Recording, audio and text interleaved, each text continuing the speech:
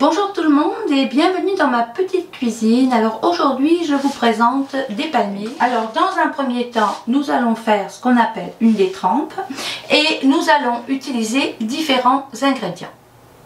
Pour réaliser ces palmiers vous aurez besoin de 3 g de sel, de 200 g de farine sans gluten, de 50 g de fécule de maïs, de 150 g d'eau bien froide, et ça c'est très important, une demi-cuillère à café de gomme de xanthane, de 150 g de beurre utilisé pour le tourrage et qui est sorti 1 heure à l'avance, et de 35 g de beurre pour faire la détrempe. Nous utiliserons aussi un rouleau et du sucre qui va donner ce côté sucré à notre pâte feuilletée. Alors voilà, nous allons prendre notre mélange de farine que nous avons déjà fait et nous avons ajouté la gomme de xanthane et aussi la fécule de maïs et nous allons aller verser le beurre fondu. Alors le problème dans le sans gluten, c'est l'absorption de l'humidité par la farine, parce que les farines sans gluten ont très peu de protéines et elles ont des grains d'amidon qui sont nombreux, et le problème c'est toujours l'absorption de l'humidité ou des corps gras. Donc dans le sans gluten, on fait souvent une diminution de la quantité de beurre. Si vous faites des palmiers avec gluten, vous n'aurez pas du tout le même vous ne ferez pas du tout le même mélange et les mêmes proportions. Alors, on va aller rajouter notre eau bien froide. Alors, nous avons 150 ml d'eau. Alors, ne rajoutez pas toute l'eau d'un coup. Ça dépend de l'absorption de votre farine. Toutes les farines sont différentes.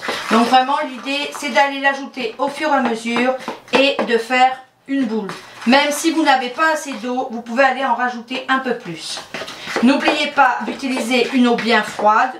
Bien souvent, je mets mon eau et ce que je vais faire, c'est que je vais aller la mettre directement dans mon congélateur 1-2-3 minutes avant pour être sûr qu'elle soit bien froide. Donc là je remue ma pâte, je vais aller mettre le sel aussi, je n'avais pas mis le sel, voilà. Vous pouvez, si vous voulez le faire au robot, pas grande utilité, on peut faire ça très facilement à la main. Alors ici on voit que j'ai eu besoin de toute l'eau. Donc farinez votre plan de travail. Moi j'aime bien travailler sur des plans de travail plastifiés. Et je vais aller mettre ma pâte et en faire une belle pâte, une belle boule. Voilà. Donc, une fois qu'on a tout mélangé, voilà, je vais aller faire ma pâte. Alors je suppose que ça dérange. J'ai ça en plein milieu, mais c'était pour tenir mon plan de travail. Donc comme on fait toutes sortes de pâtes, alors vous voyez que ma pâte est collante, je vais aller rajouter un peu de farine dans mes mains, parce que l'idée c'est vraiment d'avoir une belle pâte. Si vous voyez que la pâte est trop collante, rajoutez un peu de farine. Vous voyez là la pâte va être bien, on va aller ramasser le tout, et là on va faire un carré. Là, donc une fois qu'on a notre pâte, on essaye le plus possible d'aller faire un carré parce que l'idée va être d'aller envelopper votre beurre. Alors je vais vous le montrer bien sûr, hein. Je le fais à la main, vous pouvez le faire au rouleau. Le problème souvent quand on le fait au rouleau, c'est qu'on étend trop, puis on ne veut pas étendre trop là.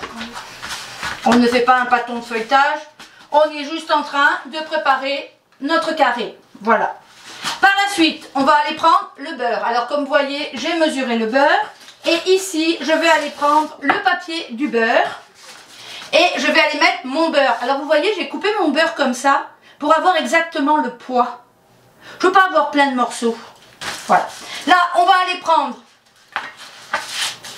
son rouleau et on va aller frapper sur le beurre. Alors comme vous voyez, le beurre est quand même assez mou. C'est très important d'avoir une belle forme de carré de beurre, le plus homogène possible, parce que c'est de ça que va dépendre la réussite de notre pâte feuilletée. Voilà. Donc, une fois que ceci est fait, on enlève, bon j'ai pris un beurre non salé bien sûr, je ne l'ai pas dit, ou je ne sais pas. Voilà, donc j'ai été étaler mon beurre. Là je vais reprendre ma pâte. Alors, on voit qu'elle est un peu épaisse. Voilà. On va recontinuer un peu à l'étaler, toujours en carré. Alors malgré que c'est une pâte sans gluten, on voit que quand même, elle n'est pas collante et on arrive à faire des formes. C'est ça que vous devez obtenir. Donc vous prenez votre carré, que vous mettez sur votre carré et vous allez venir faire une enveloppe qui va englober notre beurre. Voilà. Voilà.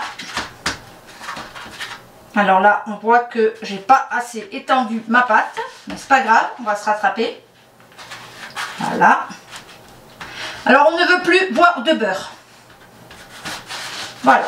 Et on veut avoir une pâte plus ou moins carrée. Alors c'est sûr que si vous travaillez sur une pâte avec gluten, je peux vous dire que c'est très facile à faire. Voilà. Donc, mon beurre est à l'intérieur. Maintenant, je vais aller faire mon premier pâton de feuilletage. Donc, je prends mon rouleau et tout doucement, je vais aller étaler ma pâte dans le sens de la longueur. Alors, pourquoi je dis tout doucement? On ne veut pas mélanger le beurre à la pâte. On veut faire un feuilletage. Donc, on ne veut surtout pas le mélanger. Donc, on roule doucement. On arrête toujours avant la fin. Parce que si je vais jusqu'au bout, le bout va être très fin. On ne veut pas ça. On veut une épaisseur régulière. Donc, on prend ses deux mains et on roule. Voilà. Là, je vais aller plier en trois. Donc, une première partie que je soulève et que je plie. Une deuxième partie que je soulève et que je plie. On voit que ma pâte, elle est quand même friable. On est dans du sans gluten. Bon, je l'ai fait souvent, ça marche bien. Il faut de la patience.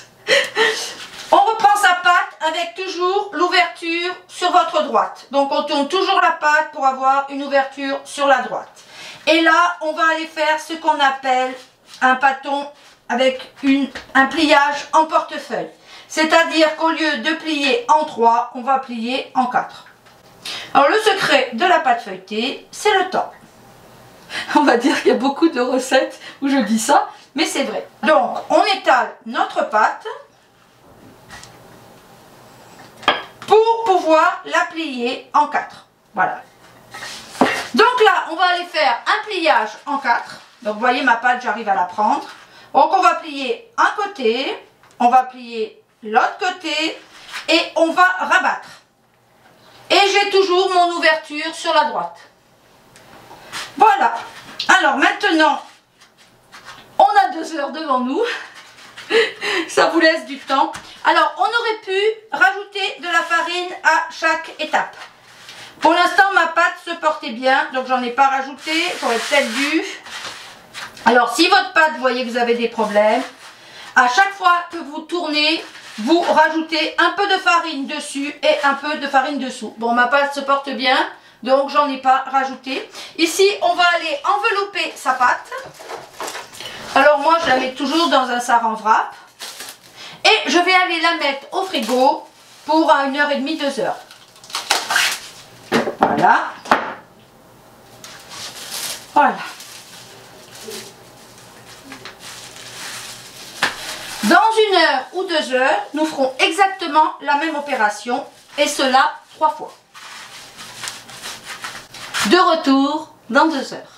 Me revoilà dans ma petite cuisine. Alors je vous ai sauté l'étape numéro 2 où j'ai repris l'étape numéro 1, c'est-à-dire un tour où l'on plie en 3, puis ensuite un tour où l'on plie en 4, version portefeuille. Donc ici nous sommes dans le dernier tour. J'ai sorti ma pâte. Alors quand on sort sa pâte, on la sort et on la laisse un petit 15 minutes parce qu'on veut que le beurre se ramollisse à nouveau. Donc on va reprendre de la farine. Alors moi j'utilise la farine sans gluten Angélique. C'est ma farine de prédilection. Mais il y a toutes sortes de farines possibles dans le commerce et qui donnent de bons résultats. Alors je vais aller recommencer la même opération. C'est-à-dire que je n'appuie pas, bien sûr. Alors, si sur les côtés, ça se casse, ce que je vous conseille, c'est d'aller le remettre avec vos mains. pour conserver toujours une belle forme. Le goût de votre palmier dépend de votre feuilletage. Le palmier, c'est juste du feuilletage avec du sucre. Voilà. Voilà. Donc là, je vais aller le plier en 3. Alors, une première partie, une deuxième partie. Et je vais toujours placer mon ouverture sur la droite. Voilà. Et là, maintenant, je vais aller ajouter mon sucre. Voilà, donc je vais remettre mon ouverture sur la droite. Et là, je vais aller faire mes palmiers. Voilà. Alors là, je vais faire des gros palmiers. La dernière fois, j'avais fait des petits palmiers. Voilà. Alors, je vais aller plier une fois, 2 fois. Voilà. Et donc là, j'arrive au résultat que je veux. Il me manque juste un petit peu pour pouvoir le plier, mais ça va être bon. Voilà. Voilà. Donc, vous voyez ce que ça donne. Voilà. Ici, on a déjà, il est prêt. On a le palmier. Donc là, je vais aller légèrement étirer ma pâte parce que vous comprenez qu'elle est toute en masse. Donc, d'un mouvement très régulier, je vais aller dans un sens puis dans l'autre en essayant de pas trop la casser. Voilà. Alors, j'ai l'impression, parce que la dernière fois, j'avais travaillé sur des petites quantités, que c'est peut-être plus facile sur des petites quantités. Donc, voilà. Donc, si vous voulez faire des petits palmiers, vous coupez la pâte en 2 et vous le faites 2 fois. Donc là, je vais aller prendre mon couteau et je vais aller couper mes palmiers. Alors, le premier, il s'est ouvert, mais parce que c'est le bord. Alors, voilà le beurre. J'étends le beurre sur ma plaque. Et je vais aller y déposer mes palmiers. Bon, alors moi j'ai de très grandes plaques que j'aime beaucoup. On va aller déposer le palmier et on va légèrement l'ouvrir sur les côtés. Je vais en faire un deuxième, je vais vous montrer. Voilà. Alors, vous voyez le palmier, et ce qu'on va faire, c'est qu'on ouvre légèrement sur les côtés quand on le dépose. Voilà. Alors, ce que j'aime beaucoup faire quand je fais ça, c'est aller mettre du sucre, non seulement sur le dessus du palmier, mais aussi rouler le palmier dans le sucre. C'est-à-dire que je vais rouler ses bords dans le sucre. Comme ça, quand ça va cuire, j'en aurai aussi sur les bords. Et après, je vais aller légèrement l'ouvrir pour qu'il fasse beau à la cuisson. Voilà. Après, qu'est-ce qu'on va faire? Les palmiers vont reposer pendant une trentaine de minutes. Et vous allez pouvoir, pendant ce temps, préchauffer votre four. Alors, les palmiers, c'est long, mais c'est tellement bon. Voilà. Parfois, c'est un peu décourageant parce que c'est assez long, mais le résultat est quand même surprenant et assez bon. Voilà. Celui-là, je l'ai fait un peu gros. Voilà. Donc, si je vous montre, je ne sais pas si on le voit. Voilà. Je les ai disposés. Je vais prendre une seconde plaque, faire ma deuxième plaque et les laisser sécher 30 minutes. Et je vous reviens après lors de leur sortie de cuisson. Alors, me voilà de retour dans ma petite cuisine. Alors, comme vous le voyez, les palmiers ont cuit. Ils sont fort beaux. Vous voyez, il faut vraiment qu'ils soient dorés et croquants. Et ensuite, quand on les sort, à la moitié, on les retourne. Et quand on les sort, on les met immédiatement sur une plaque qui est perforée. Alors, on voit qu'avec les petites retailles, j'ai été faire des petits palmiers. Rien ne se perd. Vous pouvez aussi les faire un peu plus grillés si vous les aimez plus foncés. Voilà, je vous souhaite une bonne fin de journée. J'espère que cette pâte feuilletée et cette recette vous séduiront. Et je vous dis à la prochaine fois. Au revoir.